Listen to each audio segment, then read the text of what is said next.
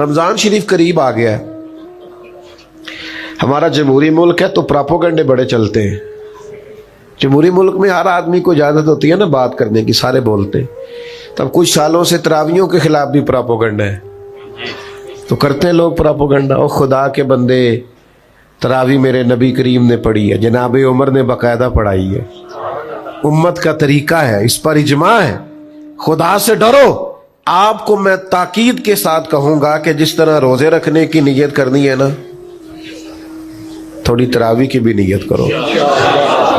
جڑے منڈے نہیں نہ بولے مینو کیوں شاکے چ پاتا جے, تھوڑی سی تراویح کی بھی. اور ایک ہی حافظ, میرا دل بڑا ٹھنڈا ہوتا ہے جب کوئی بزرگ یہ کہتا ہے نا کہ جی میں معذرت چاہتا ہوں افطاری پہ نہیں آ سکتا, میں نا اتھے قرآن مجید شروع کیتا ہے تو میں اتھے ہی سارا سننا ہے.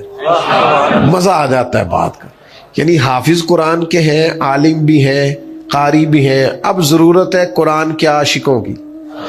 یہ رکے آتے ہیں نا محفلوں میں کہ فلانی نعت سناؤ, اللہ کرے آپ رکا بھیجا کریں کبھی محفل میں کہ سورۃ رحمان سناؤ. قاری صاحب کو رکا آیا ہو کہ سورہ ملک سنائے, سورہ ابراہیم کی تلاوت, یہ بھی رکے بھیجو یہاں تاکہ آپ کو بہترین تلاوتیں سننے کو ملے.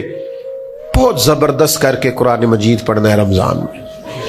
ایک سپارہ ترجمے سے آپ پڑھیں پہلے دن میں, رات کو پھر اس کو سنیں. آپ ترجمے سے دن میں پڑھ کے رات کو سنیں گے تو آپ کو ذائقہ ہوگا کہ یہ کیا تلاوت ہو رہی. اور ایک ہی جگہ پورا قرآن مجید سنیں. رمضان کا مہینہ کم خاری کا مہینہ ہے, اپنے خرچے کم کرنے ہیں, غریبوں کا دھیان ذرا زیادہ کر, اور افطاریاں سیاسی نہیں کرنی, پارٹیاں پکی کرنے کو افطاریاں نہیں کرنی, ووٹ پکے کرنے کو افطاریاں نہیں کرنی, بلکہ غرباء کے لیے, مساکین کے لیے, اور تھوڑا پردے میں ڈال کے پتہ نہ چلے ان کو کون ہماری خدمت کر رہا ہے. غرباء کا دھیان رکھنا ہے. کپڑے شپڑے بھی شعبان میں ہی سلوا لیں, رمضان کا مہینہ بازاروں میں نہیں پھرنا, اللہ اللہ کرنی. کوشش کرنی ہے قرآن مجید سے اور عبادت سے جڑیں, اس سے پہلے سارے انتظامات کر لیں. دور جاہلیت پر جب ہم نظر ڈالتے ہیں تو اس دور کے بے شمار مسائل تھے. سب سے بڑا مسئلہ عقائد کا تھا. لوگ کفر میں, شرک میں مبتلا تھے. درجنوں بیسیوں بتوں کی معاذ اللہ عبادت کرتے تھے. پھر اس کے بعد بہت بڑا مسئلہ انسانیت کی تذلیل کا تھا. غلاموں کے ساتھ ان کا ظلم, جبر, عورتوں کو اور ان کے حقوق کو اس قدر زیادہ ان کا استحصال کیا جانا. یہ دور جاہلیت کے سارے مسائل تھے. گھٹن اتنی زیادہ تھی, پریشانی اتنی زیادہ تھی کہ ہر مسئلہ, ہر عنوان یہ چاہتا تھا کہ فوری طور پر اس کا حل کیا جائے. جو غلامی کی چکی میں پستے ہوئے ظلم سہ رہے تھے وہ بھی چاہتے تھے کہ ظلم و جبر سے انہیں آزاد کرایا جائے. چھوٹی بات نہیں ہے بچیوں کو زندہ دفن کر دینا, بہت بڑی تکلیف, بہت بڑی آزمائش. سسکتی ہوئی انسانیت, بلکتے, روتے, تڑپتے لوگ. لیکن آپ بنظر غائب مطالعہ کریں, اس ماحول کے اندر سینکڑوں سال بیت گئے, آسمان کا زمین سے کوئی رابطہ نہیں ہوا. صدیوں کے بعد جو پہلی وحی غار ہرا میں آئی, اس کو غور سے دیکھیں تو نہ بظاہر اس میں توحید کی بات ہے, نہ بظاہر اس کے اندر عورتوں کے حقوق کی بات ہے, نہ بظاہر اس کے اندر غلاموں, مسکینوں اور یتیموں کے حقوق کی بات ہے. یہ سارے تڑپ رہے ہیں, سسک رہے ہیں. لیکن جو پہلی وحی نازل ہوتی ہے وہ کیا ہے؟ وہ یہ ہے کہ اقرا, پڑھو پڑھو. معنی کیا ہے کہ یہ جتنے بھی مسائل ہیں نا, وہ مسئلہ عقیدے کا ہو, وہ مسئلہ عمل کا ہو, وہ مسئلہ عورتوں کے حقوق کا ہو, وہ مسئلہ غریبوں مسکینوں سے حسن سلوک کا ہو, ان سب مسائل کا حل یہ ہے کہ پڑھو, تعلیم حاصل کرو. تعلیم جب آ جاتی ہے تو پھر بہت ساری بدعقیدگیاں دور ہو جاتی ہیں. تعلیم جب آ جاتی ہے تو انسان کو شعور آ جاتا ہے. جب اسے علم حاصل ہو جاتا ہے تو پھر اس کی ذہن کی سطح بڑی بلند ہو جاتی, پھر اس کا شعور جو ہوتا ہے وہ بڑا تازہ ہو جاتا ہے. کتاب و سنت کی تعلیم انسان کو مزین کر دیتی. بعض اوقات اس طرح ہوتا ہے کہ کسی ایک کمرے میں اندھیرا بہت زیادہ ہو تو وہاں بہت سارے موذی جانور جمع ہو جاتے ہیں. یعنی سانپ بھی آ گیا, بچھو بھی آ گیا, چھپکلیاں بھی آ گئیں, کھٹمل بھی آ گئے. اب اگر اس اندھیرے میں آپ ان سب جانوروں کو مارنا چاہیں تو چونکہ اندھیرا بہت زیادہ ہے, آپ مار نہیں سکتے. ہو سکتا ہے وہ آپ کو تکلیف دے, ڈس لے. آپ کسی ایک کو مارنے کی کوشش کریں, دوسرا آپ کے ہاتھ پہ ڈنگ مار دے. تو بہت سارے جانور جمع ہیں اور سبھی موذی جانوروں کو تلف کرنا ضروری ہے. تو آپ اندھیرے میں اگر ان کو ماریں گے تو ٹامک ٹو نہیں ماریں گے, وہ مریں گے نہیں. اس کا سب سے بہترین حال یہ ہے کہ آپ اس کمرے میں اجالا کر دیں. آپ لائٹ آن کریں, وہ خود بخود بھاگ جائیں گے سارے سارے. ہمارے زمانے میں بڑے مسئلے ہیں. جہالت بہت بڑا مسئلہ ہے, ظلم بہت بڑا مسئلہ ہے, سرمایہ داری اور سرمایہ داروں کا مخصوص ذہن یہ بہت بڑا مسئلہ ہے. سیاست کے پیچ و تاب میں بددیانتیوں کی ہولناک داستانیں بہت بڑا مسئلہ ہے. لیکن ان سارے مسائل کا ایک ہی حل ہے کہ قرآن و سنت کے علم کا اجالا کر دیا جائے, روشنی کر دی جائے, اس کے اندر حسن پیدا کر دیا جائے, وہ خوبصورتی پیدا کر دی جائے. حضور نے کیا کیا؟ نبی کریم علیہ السلام نے تعلیم ہی تو دی ہے. حضور نے لوگوں کو سمجھایا ہی تو ہے. نبی پاک علیہ السلام نے انہیں بتایا کہ اللہ کے سوا کوئی عبادت کے لائق نہیں, اور بار بار تنبیہ فرمائی, مختلف زاویوں سے سمجھایا, مختلف انداز سے سمجھایا.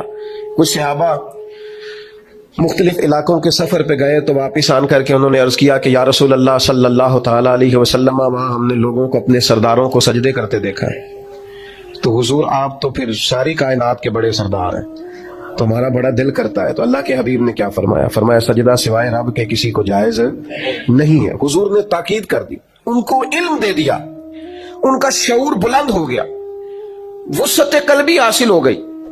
آپ یقین کریں, یہ عقیدہ توحید آدمی کو اتنا طاقتور کر دیتا ہے, اتنا طاقتور کر دیتا ہے کہ بڑے بڑے بت ایک جملے سے پاش پاش ہو جاتے. حضرت حبیب بن زید انصاری رضی اللہ تعالیٰ عنہ جب مسلمہ کذاب کے دربار میں گئے تھے تو وہاں کا اصول تھا, جو آتا تھا جھکتا تھا. لیکن جب آپ پہنچے ہیں تو جتنے لوگ دربار میں موجود تھے, سب سے کم قیمت کا لباس آپ کا تھا, سب سے سادہ انداز آپ کا تھا, سب سے سادہ قسم کے گھوڑے سے آپ اترے تھے. لیکن چونکہ جو جاتا تھا جھکتا تھا, حضرت حبیب بن زید انصاری اترے, نیزہ زمین پہ رکھا, اپنے رب کا نام لے کے جب انہوں نے گردن اٹھائی تو کچھ لوگوں نے مطالبہ کیا کہ یہاں تو جھکنے کا مزاج ہے. فرمایا ہم صرف رب کے سامنے جھکتے ہیں, یہ محمد عربی کی تعلیم کا نتیجہ ہے. میرے پاس ایک ہی سجدہ تھا, نہ یہاں کیا نہ وہاں کیا, ہم محض اللہ کے سامنے جھکتے, ہمارا یہ مزاج ہے. عقیدہ توحید نے ہمیں طاقتور کر دیا. مجھے بتائیے یہ کتنی بڑی طاقت انسان کو ملتی ہے کہ رازق کون ہے. کبھی کسی کی جیب دیکھ کے بندے کا دل نہیں للچاتا, کبھی کسی کا بنگلہ دیکھ کر وہ پریشان نہیں ہوتا, کبھی کسی کی بڑی گاڑی اس کے دل کے اندر کسی قسم کا مد و جزر پیدا نہیں کرتی. وہ کہتی ہے میرا رازق. یہ تعلیم طاقتور کر دیتی ہے بندے کو, یہ شعور کے رازق اللہ ہے, یہ مضبوط کر دیتی ہے. لوگ بلند ہو جاتے ہیں, سوچیں بڑی ہو جاتی, وہ دولت حاصل کرنے کا کوئی ناجائز راستہ اختیار نہیں کرتے, وہ حصول مال کے لیے کوئی غلط راہ اختیار نہیں کرتے. وہ کہتے ہیں مجھے دینے والا میرا. ہارون رشید آ رہا تھا حج کر کے, تو حضرت بہلول دانا رحمت اللہ علیہ ایک چھوٹے سے پہاڑ پر ٹیلے پر بیٹھے تھے. تو ہارون رشید آ رہا تھا, اونٹنی پہ بیٹھا تھا, تو دائیں بائیں لوگ تھے, نعرے لگا رہے تھے. تو ظاہر ہے کہ یہ جو نعرے شعرے ہوتے ہیں یہ تسکین نفس کا باعث بھی بنتے ہیں. کئی دفعہ اللہ محفوظ فرمائے, یہ پروٹوکول کسی وقت بندہ محسوس کرتا ہے کہ دیکھا میری کتنی شان ہے, یہ بڑا نقصان کرتے, روحانی طور پر بڑے مضر ہوتے ہیں ان کے اثرات. تو بادشاہ جو تھا نا وہ ہلکا ہلکا مسکرا رہا تھا, دائیں بائیں نعرے لگ رہے تھے نا حج کر کے آیا ہے. تو اچانک بادشاہ کی نظر پڑی تو حضرت بہلول دانا پہاڑ کے ٹیلے پہ بیٹھے مسکرا رہے ہیں. اور بعض مسکراہٹیں بڑی معنی خیز ہوتی ہیں, یعنی وہ نیرا لوگ مسکراتے نہیں, اس میں بڑے بڑے مفاہیم پوشیدہ ہوتے ہیں, اس سے بڑا کچھ چھلکتا ہے. تو ہارون رشید کی نظر پڑی تو حیران ہو گیا, سارا کچھ چھوڑ چھاڑ کے تو حضرت بہلول دانا کی خدمت میں گیا. جا کے عرض کرنے لگا حضور آپ کا ہنسنا بڑا انوکھا ہے, آپ ہنس کیوں رہے ہیں, آپ کی توجہ ہے میری بات پر, آپ کیوں ہنس رہے ہیں؟ تو حضرت بہلول دانا ہنسے اور کہنے لگے ہنس رہا ہوں تیرے خوش ہونے پر کہ یہ جو تیرے لوگ نعرے لگا رہے ہیں نا, یہ تجھ سے پہلے کسی اور کے بھی لگاتے تھے, اور تیرے بعد انہوں نے کسی اور کے بھی لگانے ہیں, تو کہاں خوش ہو رہا ہے؟ یہ کچھ لوگ ایسے ہوتے ہیں جن کی کوئی پارٹی نہیں ہوتی, وہی پارٹی ہوتی ہے ان کی جس کی حکومت ہوتی ہے, تو یہ اس پارٹی کے ممبر ہیں.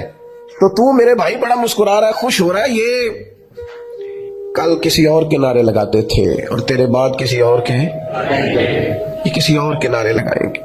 یہ تو کس بات پہ راضی, کس تسکین نفس پہ تو مطمئن ہے؟ تو چوٹ لگی, ہارون رشید چپ کر گیا. پھر بادشاہ تھا نا, بادشاہوں کی گفتگو ایسی ہوتی ہے. کہنے لگا حضرت سنا ہے آپ مقروض ہیں, تو کوئی حکم ہوا تو مجھے بتائیے گا.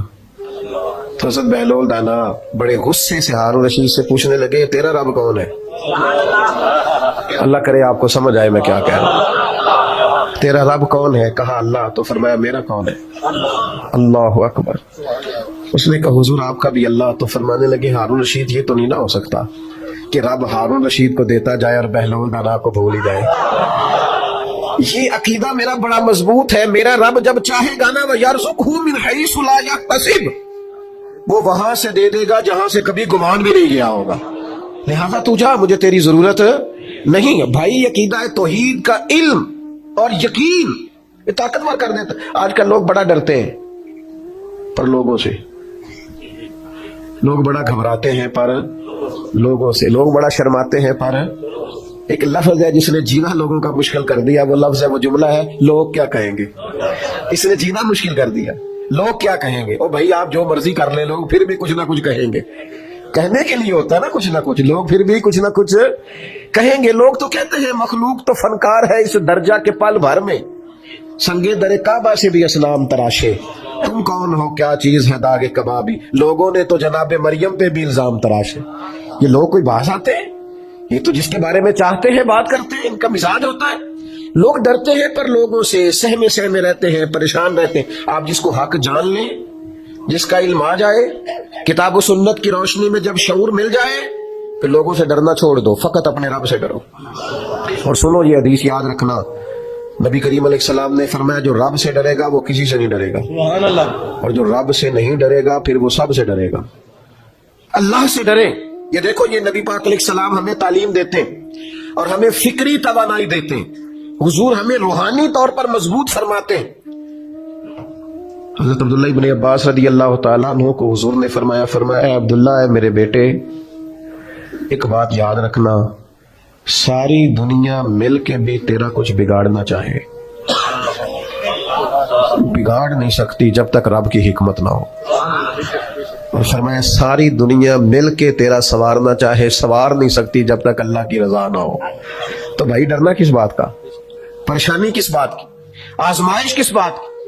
آپ کتاب و سنت کو پڑھیے, عقیدہ توحید مضبوط کر دے گا, طاقتور کر دے گا. آپ کو کبھی کسی جگہ بھی ڈر کے, سہم کے, جھجک کر وقت نہیں گزارنا پڑے.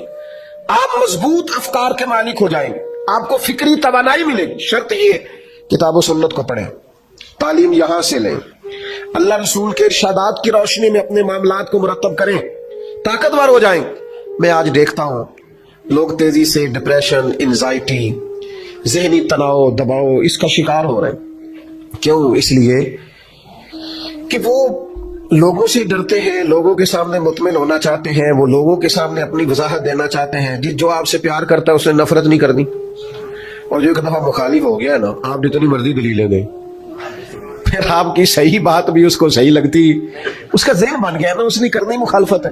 آپ کچھ بھی کر لیں, کسی لحاظ سے بھی کر لیں, کسی طور بھی کر لیں, طاقتور ہو جائیں, مضبوط ذہنی بنیادوں پر زندگی کو استوار کریں. آپ طے کریں کہ یہ چیزیں مضبوط ہیں اور میں نے مدد اپنے اللہ سے لینی ہے. آپ محسوس کریں گے بڑا لمبا سفر بھی جلدی طے ہو جائے گا, بڑے دشوار گزار گھاٹیوں سے آپ بڑی جلدی گزرنے لگیں گے, اور جہاں کوئی بھی اپنا نہیں ہوگا وہاں بھی اللہ مدد کرے گا.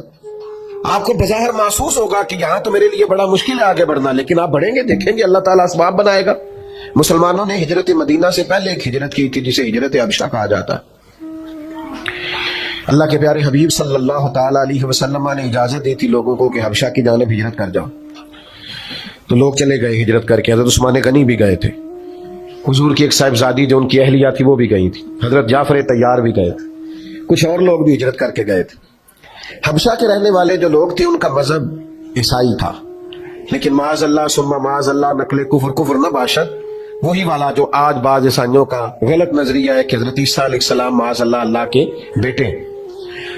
تو وہاں یہ لوگ ہجرت کر کے چلے گئے. اب ظاہر ہے کفار مکہ کو تو پسند نہیں آتا تھا کہ مسلمان کسی جگہ بھی آرام اور سکون کے ساتھ عبادت کر سکے. تو انہوں نے ایک وفد تیار کیا جو حبشہ گیا. جا کے پہلے تحفے تحائف دیے بادشاہ کے قریبی لوگوں کو, پھر بادشاہ تک رسائی حاصل کی, پھر اس کو بتایا کہ ہمارے کچھ لوگ آ گئے.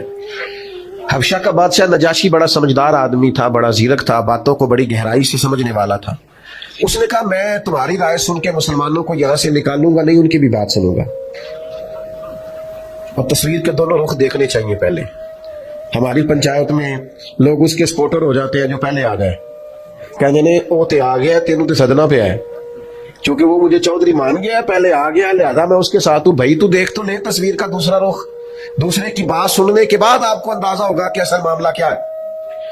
نجاشی کہنے لگے میں ایسے نہیں بھیج دوں گا, میں بلاؤں گا. بلایا, مسلمان آئے. حضرت جعفر طیار رضی اللہ تعالیٰ عنہ اسلام کے پہلے خطیب.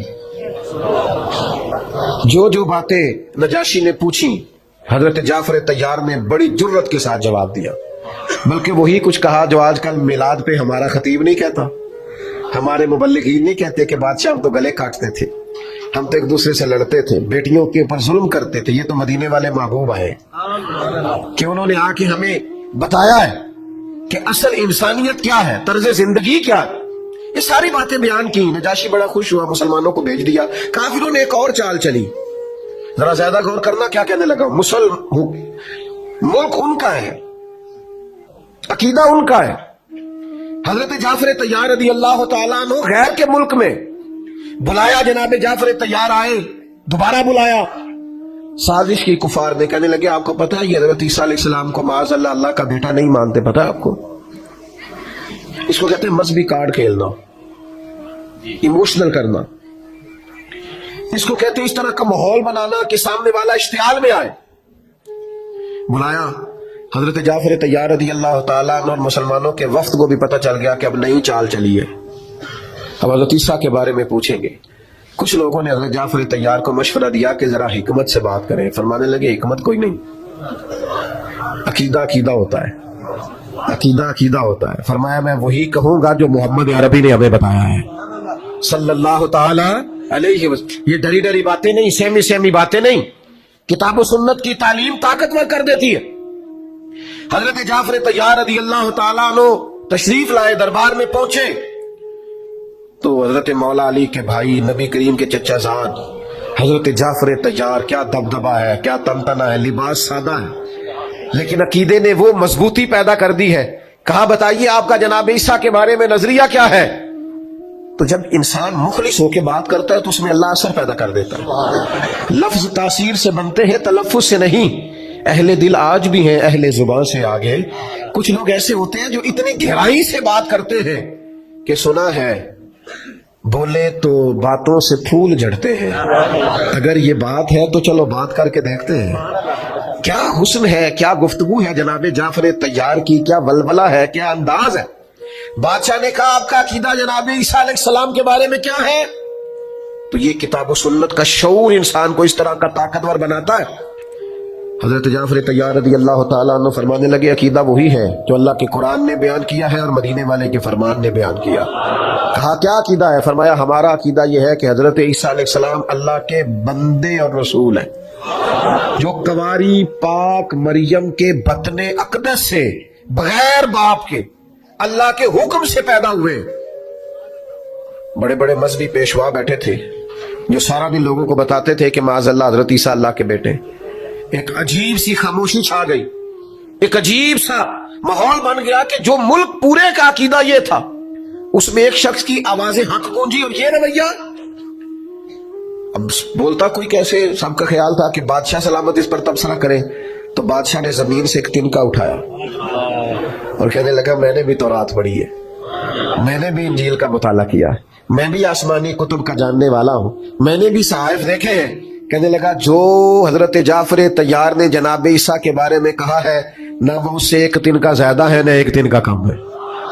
یہ حق کی فتح ہمارے ہاں نا آج مصلحت کے نام پر, حکمت کے نام پر, دانائی کے نام پر ہم نے ہر چیز کو ختم کر دیا. ہمارے اندر وہ طاقت ہی نہیں، وہ شعوری پختگی نہیں، وہ مزاج کے اندر ولولہ ہی نہیں، وہ خاص قسم کا جذبہ ہی نہیں، وہ وارفتگی نہیں. ہم سمجھتے ہیں چیزوں کو. میرے عزیز چھوڑ دیں لوگوں سے ڈرنا، طاقتور ہو، ذہنی طور پر مضبوط ہو. یہ مضبوطی کہاں سے آئے گی؟ عبادت مضبوط کرے گی، مصلی مضبوط کرے گا، اللہ کا ذکر مضبوط کرے گا، درود و سلام مضبوط کرے گا. قرآن مجید پڑھو گے مضبوط ہو جاؤ گے. نبی پاک پر درود پڑھتے جاؤ گے تو چاروں جانب اللہ کی رحمتیں برستی جائیں گی. طاقتور ہو جاؤ، مضبوط ہو جاؤ، فکری توانائی آئے. میں آپ کو ذمہ داری سے بتاتا ہوں، اگر ہمارے بچے قرآن پڑھنے لگے تو انہیں والدین کا ادب آ جائے، انہیں ادب آئے گا، انہیں پتہ چلے گا کہ رب نے قرآن مجید میں کہا ہے مجھ سے دعا مانگا کرو، رب ارحمہما کما ربیانی صغیرا. انہیں سمجھ آئے گی کہ اللہ نے قرآن مجید میں فرمایا ہے وبالوالدین احسانا.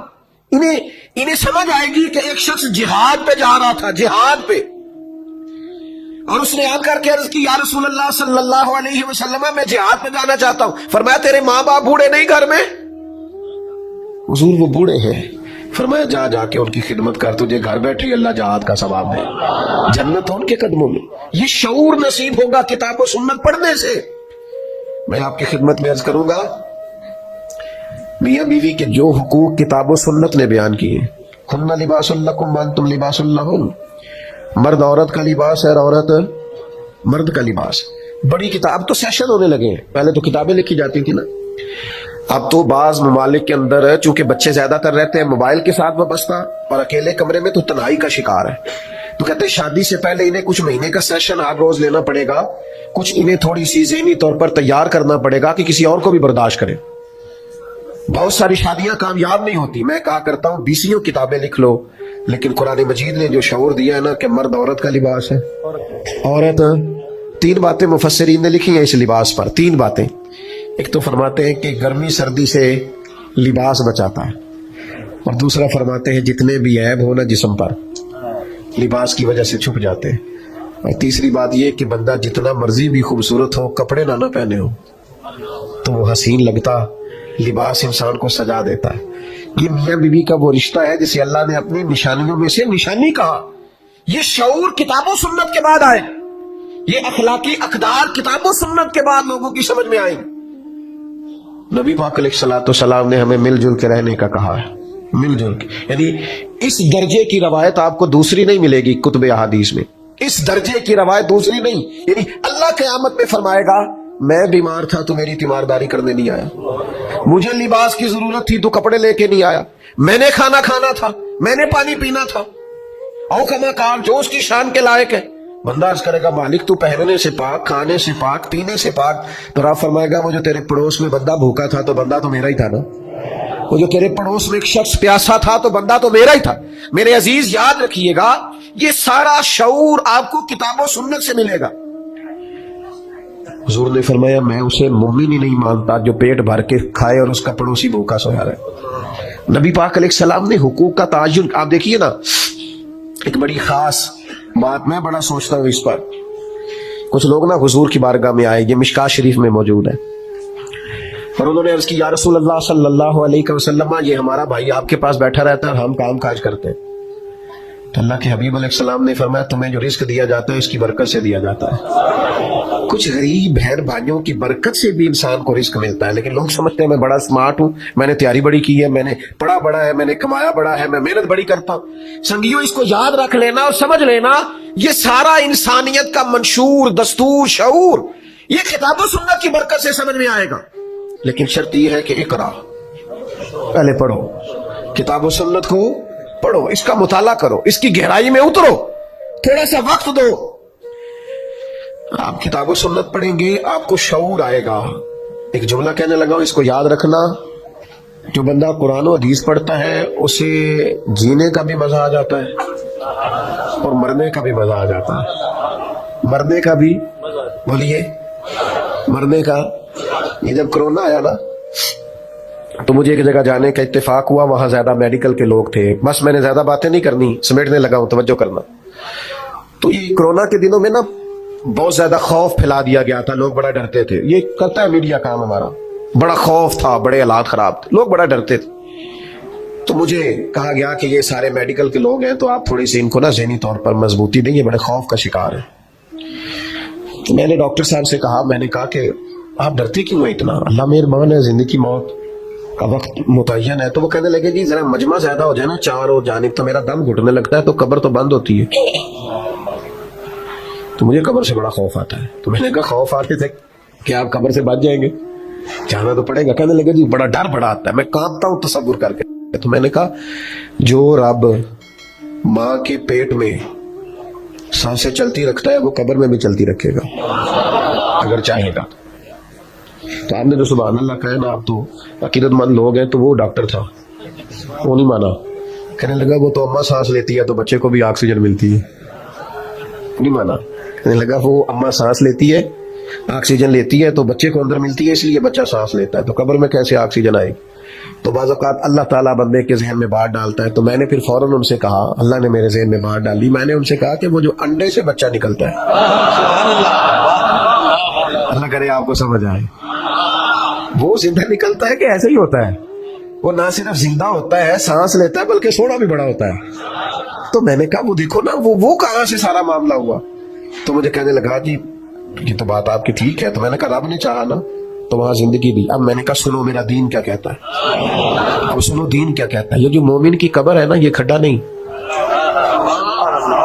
یہ مومن کی قبر ہے، یہ گھڑا نہیں، بلکہ حضور نے فرمایا مومن کی قبر باغ ہے. مومن کی قبر اور معمولی باغ نہیں، جنت کے باغوں میں سے باغ ہے. اللہ کرے آپ کو سمجھ آئے. باغ اتنا سونا، اتنا پیارا، اتنا حسین باغ ہے قبر کہ جس میں آنکھ کھلے گی تو پہلی زیارت ہی مدینے والے محبوب کی نصیب ہوگی. پسے مردن فرشتوں نے جو تلاشی لی تو کیا نکلا؟ میں قبر میں گیا تو مرنے کے بعد فرشتے نا میرا کفن ٹٹولنے لگے، بھلا کیا لے کے آیا؟ پسے مردن فرشتوں نے جو تلاشی لی تو کیا نکلا؟ فقط ایک دل کے گوشے سے خیال مصطفیٰ نکلا. میرے عزیز مومن کی قبر جنت کا باغ ہے. یاد رکھنا، آپ کتاب و سنت کو پڑھیں، جینے میں بھی مزہ آئے گا اور مرنے میں بھی مزہ آئے گا. یعنی قبر میں جانا ہے تو وہ کوئی اور ہے جو فنا ہو جائیں گے مر کے. موت کو سمجھے ہے غافل اختتام زندگی، یہ ہے شام زندگی، پھر صبح دوام زندگی. عرش فرشتے بانگا ملیاں، عرش فرشتے بانگا ملیاں، مکے پہ گئے شور، بلے شاہ اسی نہیں مرنا، یہ مر گیا ہی کوئی ہور. نالے وارث شاہ وہ کدو مر دے جنہ کیتیاں نیک کمائیاں نے، یہ غور پہ آئی کوئی ہور. تو آپ کو مرنے کا بھی مزہ آئے گا. شرط یہ ہے کہ زندگی اس منشور کے مطابق گزارو جو کتاب و سنت نے دیا ہے. جیو اس طرح سے کہ جو جینے کا سلیقہ اللہ کے قرآن میں بتایا ہے. اللہ کے حضور دعا کرتا ہوں اللہ تعالیٰ اس ادارے کو اور ترقی عطا فرمائے. حضرت نے، اساتذہ نے جو محنت کی ہے اللہ قبول فرمائے.